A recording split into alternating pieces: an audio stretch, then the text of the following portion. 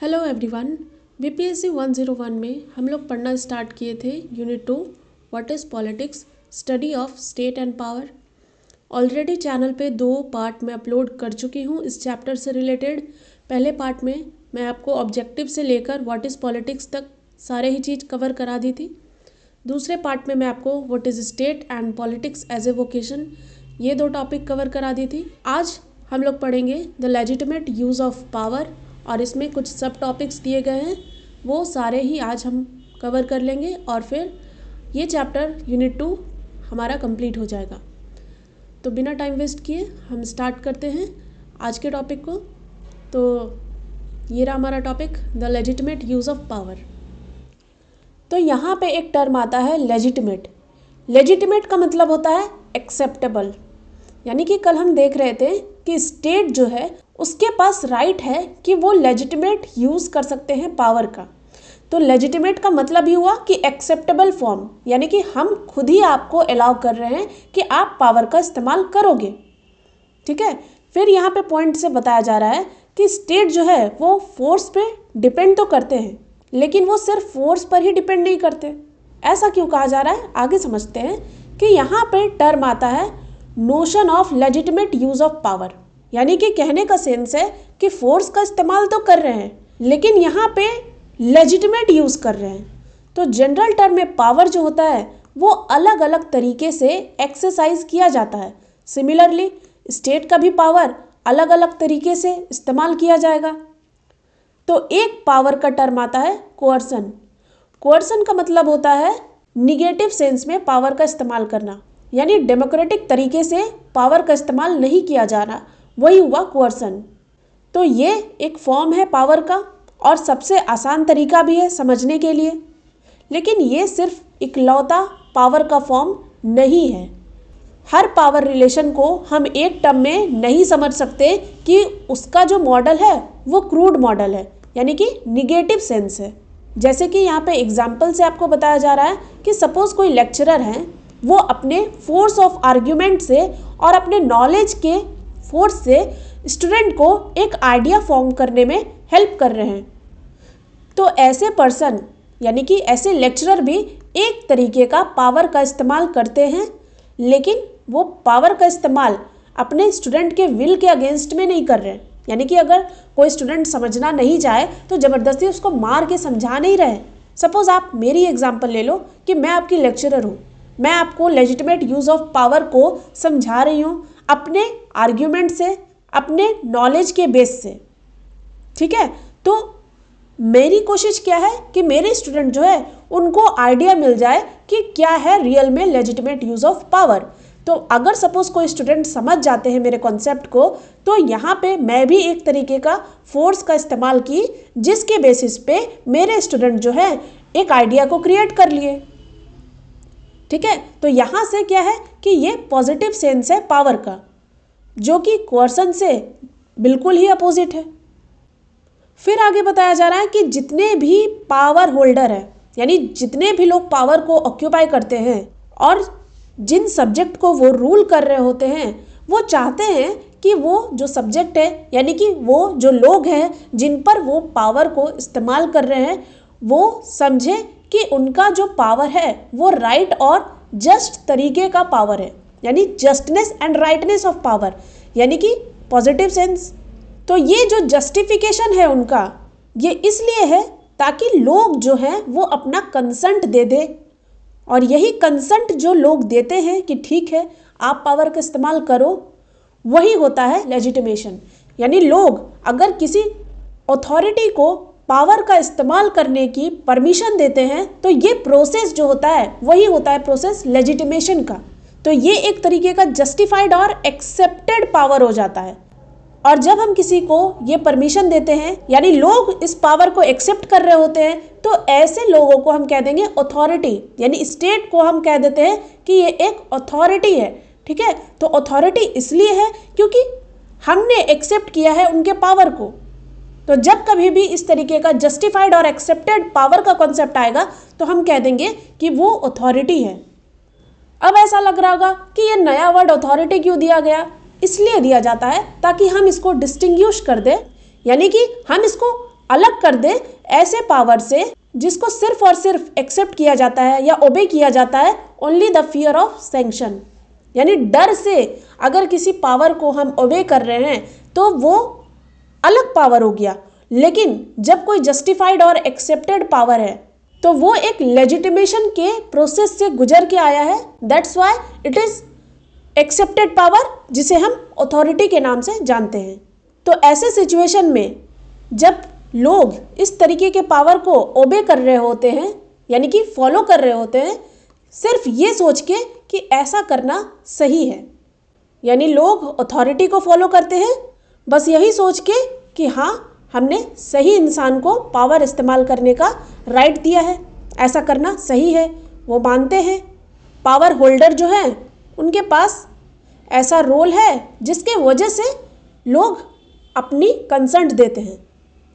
उनके पास एक legitimate authority है, एक राइट है कमांड करने को लेकर। दूसरे वर्ड में अगर समझा जाए तो लेजिटिमेट अथॉरिटी एक ऐसा पावर रिलेशन है जिसमें पावर होल्डर पजेस कर रहे होते हैं, यानी उनके पास एक राइट टू कमांड है, और राइट टू कमांड है तो इस पावर को हम ओबे भी करेंगे, यानी हमारे पास एक ऑब्लिगेशन होगा कि इस पावर को हमें फॉलो करना है। तो जैसे एग्जाम्पल से समझो कि पावर होल्डर जो यहाँ पे है वो गवर्नमेंट है और इस गवर्नमेंट के पास राइट टू कमांड है, यानी कि हमने इन्हें अथॉरिटी दी है कि आप पावर का इस्तेमाल करोगे। तो जब हमने अथॉरिटी दी है तो हमारे पास ऑब्लिगेशन होगा कि उन्हें हम ओबे करें, यानी उन्हें हम फॉलो करें। बस यही चीज़ यहाँ पे लिखा गया है कि ये एक पावर रिलेशन है जिसमें power holder right to command को पजेस करता है और पावर सब्जेक्ट जो है ये ऑब्लिगेशन टू ओबे है, यानी ओबे करना होगा। तो यही है लेजिटिमेट यूज ऑफ पावर का इंट्रो। अब आगे समझेंगे मैक्स वेबर के व्यू को लेजिटिमेशन पे। धीरे धीरे जैसे ही टॉपिक्स में आगे बढ़ते रहेंगे, अलग अलग थिंकर की हमें व्यू पॉइंट मिलेगी तो चीज़ें और भी क्लियर होती जाएगी।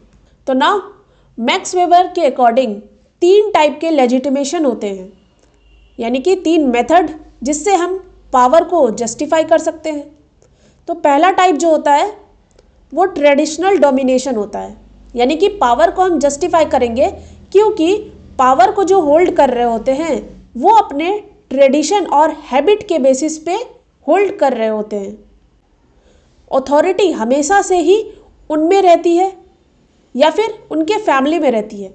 लेट अस सपोज पुराने समय में जो किंग हुआ करते थे या फिर सपोज कोई जमींदार है, तो यहाँ पे जो लोग इनको ओबे कर रहे होते हैं वो ट्रेडिशनल बेसिस पे ओबे कर रहे होते हैं। सपोज कोई किंग ए है, लोग इनके डिसीजन को रिस्पेक्ट कर रहे हैं, तो इनका बेटा बी है, आगे आने वाले समय में लोग बी को भी ओबे करेंगे जस्ट इस बेसिस पे क्योंकि अथॉरिटी इनके पास ही है, या फिर कह सकते हैं कि इनकी फैमिली में ही अथॉरिटी है। तो ये हो गया ट्रेडिशनल पर्सपेक्टिव। सेम केस जमींदार में भी ले सकते हैं। तो ये एक टाइप का लेजिटिमेशन हो गया जो कि ट्रेडिशनल टर्म को फॉलो करता है। सेकेंड टाइप जो है वो है कैरिस्मेटिक लेजिटिमेशन, यानी कि लोग अब जो पावर होल्ड कर रहे हैं उनको ओबे बस इस वजह से करेंगे क्योंकि इनके पास एक्सेप्शनल पर्सनल क्वालिटी है जो कि एक लीडर में झलकती है। जैसे कि एग्जाम्पल लो गांधी जी, ठीक है, ये तो कोई राजा नहीं थे लेकिन लोग इनके डिसीजन को फॉलो कर रहे थे, इनको एक अथॉरिटी बना दिए थे। तो इसको हम कैरिस्मेटिक लेजिटिमेशन के बेसिस पे समझ सकते हैं कि लोग सिर्फ इनको फॉलो इसलिए कर रहे थे क्योंकि इनके पास एक्सेप्शनल पर्सनल क्वालिटी थी जो कि एक लीडर भी झलकती है ना। और तीसरे टाइप की अगर हम बात करें तो तीसरा टाइप है लीगल रैशनल काइंड, यानी कि लोग ऐसे पर्सन को सिर्फ इसलिए ओबे करते हैं क्योंकि इन्हें ऑथराइजेशन मिला है बाय स्पेसिफिक रूल्स। सपोज कोई डेमोक्रेटिक सेटअप में कोई लोग इलेक्ट होके आते हैं तो एक रूल के बेसिस पे इलेक्ट होके आए तो उनके पास अथॉरिटी है, उनको ऑथराइजेशन मिला है लोगों के ही द्वारा, तो इस केस में लोग उन्हें फॉलो करेंगे ही, उनको ओबे करेंगे। तो ये भी एक टाइप का लेजिटिमेशन हो गया। तो रूल के अकॉर्डिंग उनके पास कमांड होता है एक strictly defined sphere of action में, यानी कि अगर हम किसी भी लीडर को इंडिया के लिए चुने हैं तो वो सिर्फ इंडिया के स्फीयर में ही अपने पावर को इस्तेमाल कर सकता है, ना कि वो जाके दूसरे कंट्री को क्लेम करने लगेंगे कि हम यहाँ भी इस्तेमाल करेंगे। That is totally wrong. तो यहाँ से हम समझे 3 टाइप ऑफ लेजिटिमेशन। पहला क्या था? ट्रेडिशनल, दूसरा था कैरिस्मेटिक लीडरशिप, और तीसरा जो था वो था legal rational kind, legal basis पे। ओके, तो यहाँ से हम कह सकते हैं कि पहला 2 टाइप जो था वो पर्सनल नेचर के हैं, और लीगल रैशनल टाइप जो है ये प्रोसीजरल कैरेक्टर का है। यानी तीसरा क्या है? लीगल रैशनल काइंड, एक प्रोसीजर को फॉलो करके आया हुआ है, that's why it is a procedural character. और पहला 2 यानी ट्रेडिशनल और कैरिस्मेटिक, दोनों में ही पर्टिकुलरली एक इंडिविजुअल को हम फॉलो कर रहे होते, जिनमें कोई प्रोसीजर नहीं था, हम बस फॉलो कर रहे हैं क्योंकि उनमें हमें ऐसी क्वालिटीज दिख रही थी, या फिर ट्रेडिशनली हम बाउंड है ऐसी चीज़ों को फॉलो करने के लिए, that's why it is of personal nature. तो लीगल रैशनल टाइप जो है ये मॉडर्न कॉन्सेप्शन जो पॉलिटिकल अथॉरिटी का है उनको फॉलो करते हैं। ओके, तो यहाँ पे मैक्स वेबर का कहना है कि it is domination as exercised by the modern servant of the state, यानी कि मॉडर्न टाइम पे जो भी सर्वेंट है स्टेट के, यानी स्टेट की जो मशीनरी है उनकी डोमिनेशन है, या फिर उन सभी का डोमिनेशन कह सकते हैं जो कि पावर में है और ये स्टेट को रिजेंबल कर रहे हैं, यानी उन्हें फॉलो कर रहे हैं। हालांकि ये ऑब्वियस है कि जितने भी पावर होल्डर सिस्टम में बैठे हुए हैं उनका ऐसा मानना है उनके पावर को हम एक्सेप्ट करें एज लेजिटिमेट। यानी कि ये सेंटेंस एकदम रियलिस्टिक सेंस को दिखाती है कि सपोज अगर कोई गलत तरीके से भी स्टेट को लीड कर रहा है और कोई भी डिसीजन ले रहे हैं या फिर पावर का इस्तेमाल कर रहे हैं, तो उनका यही मानना होता है कि लोग जो हैं उनके पावर को एक्सेप्ट करें एज लेजिटिमेट, यानी एक्सेप्टेबल फॉर्म में आप उनके पावर को फॉलो करो। ठीक है, तो उनके पॉइंट ऑफ व्यू से ऐसी एक्सेप्टेंस परमिशन दे रही होती है फोर्स का इस्तेमाल करना। पीपल चाहे तो उन्हें फ्रीली और वॉलेंटरली ओबे कर सकते हैं, यानी कि लोग अपने मर्जी से उनके पावर को फॉलो करेंगे। तो जो कोर्जन का मीन्स है वो कॉन्स्टेंटली डिस्प्ले नहीं होगा, वो हमें दिखेगा नहीं, बल्कि वो कंसंट्रेट हो जाएगा उन लोगों में जो कि इस पावर के स्ट्रक्चर को, इस लेजिटिमेसी को एक्सेप्ट नहीं करते होंगे। यानी कि सिंपली कोर्सन मतलब क्या था? Negative use of power. तो निगेटिवली हम पावर का इस्तेमाल को हमेशा नहीं देख पाएंगे क्योंकि लोग जो है अपने स्वेच्छा से उन्हें ओबे कर रहे हैं, और जो इन्हें ओबे नहीं करेंगे वहाँ पे इनका कंसंट्रेशन देखने को मिलेगा। कहा गया ना, those who do not accept the legitimacy of the power structure it can be seen only there. तो किसी भी पॉलिटिकल सिस्टम में लोग चीज़ों को फॉलो या फिर रूल को इसलिए मान रहे होते हैं क्योंकि non compliance will be punished. अगर आप इसे नहीं मानोगे, उनके चीज़ों को एक्सेप्ट नहीं करोगे, ओबे नहीं करोगे, तो पनिशमेंट मिलती है। तो क्लियरली अगर बात की जाए तो किसी भी पॉलिटिकल सिस्टम की स्टेबिलिटी इस हद तक बढ़ जाती है कि लोग वॉलेंटरली उन्हें फॉलो करते हैं, उन्हें ओबे करते हैं रूल्स को या फिर लॉज को, क्योंकि वो एक्सेप्ट कर रहे होते हैं लेजिटिमेसी ऑफ स्टैब्लिश्ड ऑर्डर। यानी जो पॉलिटिकल सिस्टम पहले से इस्टेब्लिश है उनकी लेजिटिमेसी को वो एक्सेप्ट कर रहे हैं, तभी वहाँ पे स्टेबिलिटी है। और इस वजह से लोग क्या कर रहे हैं? वॉलेंटरली अपनी स्वेच्छा से उसे ओबे कर रहे हैं। तो यहाँ से रिकॉग्नाइज किया जाता है कि अथॉरिटी ऑफ दोज एम्पावर्ड, यानी जो इस अथॉरिटी पे हैं वो रूल्स के अकॉर्डिंग कमांड को इशू कर सकते हैं। तो रियलिटी में अगर बात की जाए तो जितने भी पॉलिटिकल सिस्टम है वो अपने आप को मेंटेन करके रखे हैं through a combination of consent and coercion. यानी कि लोग यहाँ पे क्या कर रहे हैं? कंसेंट भी दे रहे हैं और कोअर्जन का इस्तेमाल करके भी पावर का इस्तेमाल कर लिया जाता है। तो ये चीज़ आपको हर पॉलिटिकल सिस्टम में देखने को मिलेगा। एक एग्जांपल से बताते हैं। समझो आप कि सपोज कोई भी पार्टी पावर में आई तो कुछ लोगों के सपोर्ट से आई होगी और कुछ लोग उन्हें सपोर्ट नहीं किए होंगे, लेकिन गवर्नमेंट का फॉर्मेशन तो हो चुका है।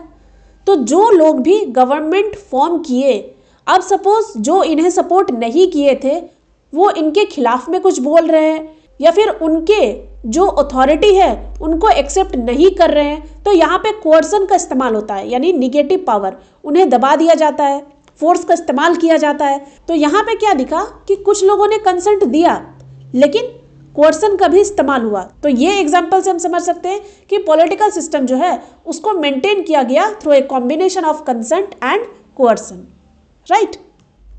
अब नेक्स्ट टॉपिक है हमारा legitimation, central concern of political science. अब ऐसा क्यों कहा जा रहा है सेंट्रल कंसर्न? रीजन है क्योंकि सी राइट मिल एक आइडिया रखते हैं कि the idea of legitimation is one of the central conception of political science.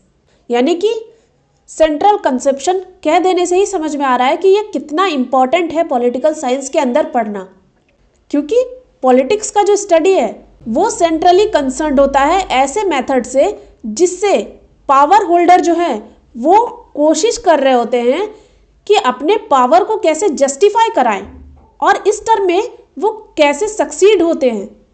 तो पावर का जस्टिफिकेशन ही क्या है? लेजिटिमेशन। इसीलिए कहा जा रहा है कि पावर रिलेशन पॉलिटिकल साइंस का एक कोर थीम है और लेजिटिमेशन उसका एक इम्पॉर्टेंट हिस्सा है। इसीलिए पॉलिटिकल साइंस का ये एक सेंट्रल कंसर्न है। कौन? लेजिटिमेशन। ये एक क्रूशियल है इन स्टडिंग एनी पॉलिटिकल सिस्टम। क्यों क्रूशियल है?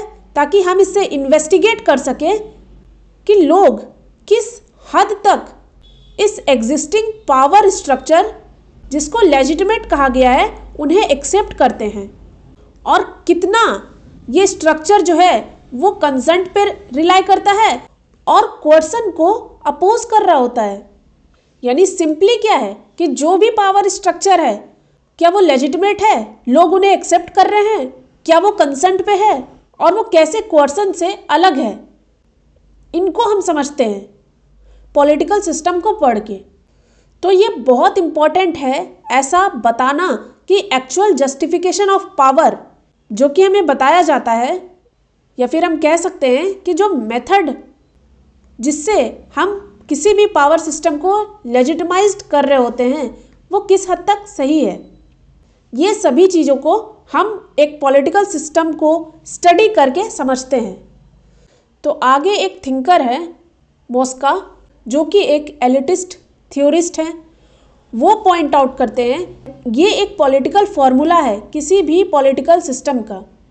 यानी कि कहने का सेंस क्या है कि लेजिटिमेशन जो है वो एक पॉलिटिकल फॉर्मूला है, यानी जस्ट एक टेक्टिक्स है किसी भी पॉलिटिकल सिस्टम में इस्तेमाल करने को लेके। अभी कहा गया ना कि लेजिटिमेशन जो है वो कंसेंट और कोर्सन दोनों पे ही बेस्ड होता है। ठीक है, यहाँ पे हमने देखा तो दोनों पे बेस्ड होता है। तो इस सेंस से हम समझ सकते हैं कि ये एक पॉलिटिकल फॉर्मूला की तरह इस्तेमाल किया गया किसी भी पॉलिटिकल सिस्टम में। तो यहाँ से लेजिटिमेसी का जो क्वेश्चन है वो बहुत इंपॉर्टेंट है इस चीज़ को डील करने में। क्या है वो? स्टेबिलिटी के थीम को डील करने में और पॉलिटिकल सिस्टम के चेंज को डील करने में।